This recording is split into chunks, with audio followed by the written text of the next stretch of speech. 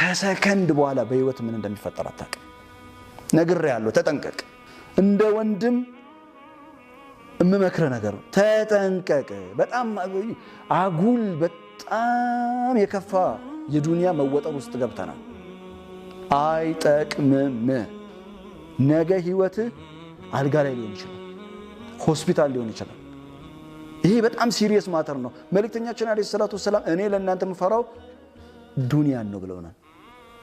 ወገረትኩም الحياة الدنيا ይላል እኮ አላህ ቁርአን ውስጥ። ምን ማለት ነው ታውቃለህ? ትንሽቷ ዝቅተኛይቷ ዱንያ ገረትኩም ማለት ዲሲቭ አደረጋቻችሁ። ዲሲቭ እንደሆነ ታውቃለህ? ማጭበርበር ማለት ነው። የሰውዬ ምርጥ መኪና የያዘ ይመስልሃል ምናምን፣ የተጭበረበረ ነው እያለ ነው አላህ። ተጭበርብሮበታል እያለ ነው። በልክ እናድርግ። ወደ ስማርት ሁን። ያገኘውን ገንዘብ ያገኘውን ምርጥ ነገር ብልጥ ሁን።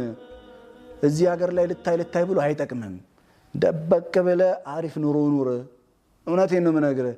ዘራቂ የሆነ የማይቋረጥ የሆነ ህይወት ነው የሚኖርህ። ይሄ እንደ ጠዋት ጤዛ ታይቶ የሚጠፋ ሀብት አታድርገው። ሀብትህን ራስን የምታደርገው ይሄንን ካልታየው ብለህ እና ረጋ ብንል ጥሩ ነው። ከፊርዖን ቤት እረኛም መሆን አለ። አላህ እየነገረን ያለው ይሄ ነው እንጂ ሙሳ ፊርዖን ጋር ነበር፣ ከዛ መዲያን ሄደ እና ታሪኩ አለቀ። አላለቀም ሐቢቢ። ታሪኩ እኛ ህይወት ውስጥ ነው ያለው። ኮስተር ብዬ የምነግራችሁ ነገር እንደዚህ አይነት ወንድሞች እህቶች ተጠንቀቁ፣ ተጠንቀቁ።